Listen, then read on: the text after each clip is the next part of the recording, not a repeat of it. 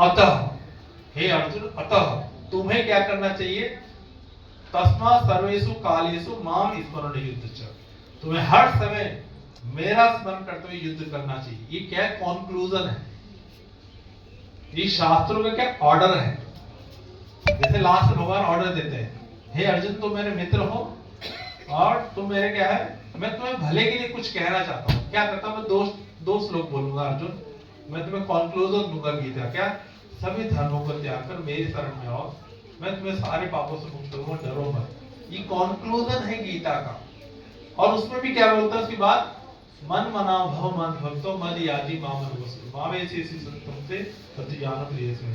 मन बना, मेरे मन लगाओ, मेरे भक्त बनो, मेरी पूजा करो, मुझे नमस्कार करो, इस प्रकार को मुझे प्राप्त करोगे अर्जुन, है ना। ये भगवान का निर्णय है गीता का। तो वैदिक साधना भक्ति में जो साधक होता है उसको इस बात पर पूरा 100% यकीन होना चाहिए। अगर वो यकीन नहीं कर रहा है इस बात पर तो वो वैदिक साधना भक्ति नहीं कर रहा है। समझ में आ रहा है किसी को कि नहीं आ रहा है? कोई प्रश्न है किसी का? अभी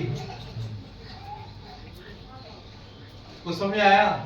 वैदिक साधना भक्ति करने वाले भक्त को शास्त्रों के जो निर्णय है उस पर 100% यकीन होता है।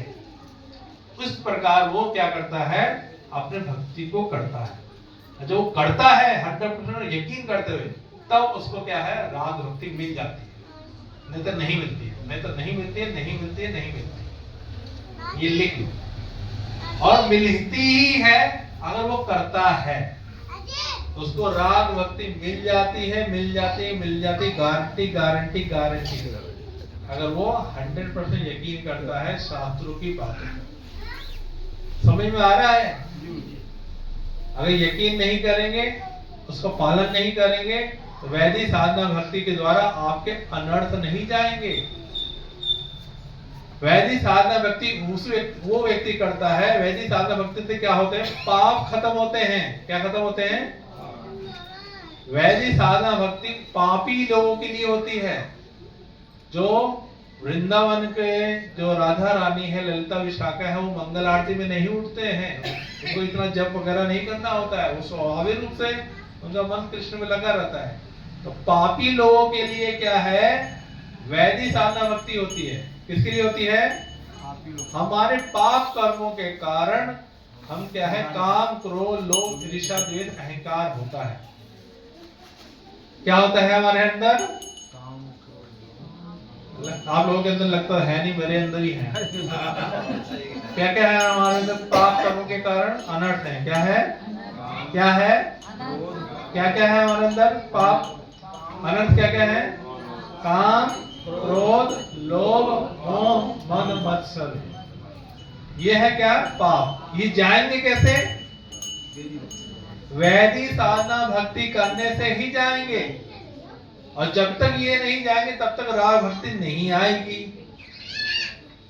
और ये कब जाती है? वैदिक साधना जब 100% हमें शास्त्रों की, गुरु की, शास्त्रों की बातों को पूरा यकीन होता है, और तब साधना भक्ति करते हैं, तब जाती है ये 100%, और तब वो मिल जाता है, और तब वो सब चीज हो जाता है। ठीक है? समझ आ रही है? इसीलिए आत्मज्ञान सबको होता है, आत्मज्ञान, लेकिन इस पर कोई विचार करके इस पर काम नहीं करते हैं, आगे चलते हैं, है ना। तो बताते हैं कि आत्मज्ञान किन व्यक्ति को समझ में नहीं आता है। जो भगवत तत्व है, आत्म तत्व, किन व्यक्तियों को समझ में नहीं आता है। तो प्रभुपाद जी बताते हैं, है ना, दूसरे अध्याय के 29वें श्लोक, क्या कि उनके मस्तिष्क में सूक्ष्म तंतु विनिष्ट हो जाते, इसलिए नहीं आता समझ में आ रहा है। कुछ जो दुराचारी व्यक्ति होते हैं, अल्पज्ञ होते हैं, तो उनके अंदर क्या होता है? मस्तिष्क के अंदर ना सूक्ष्म तंतु विनिष्ट हो जाते हैं, इसलिए उनको समझ में नहीं आता। आप जानते हैं कुछ लोगों को आप गीता पढ़ाओ, वो पढ़ते नहीं है, देखते नहीं है। गीता वितरण करने जाओ तो मांगते नहीं है, लेते नहीं है। समझ आ रहा है? क्यों नहीं लेते हैं? क्योंकि उनके मस्तिष्क से क्या है, सूक्ष्म तंतु क्या है, विनिष्ट हो जाते हैं।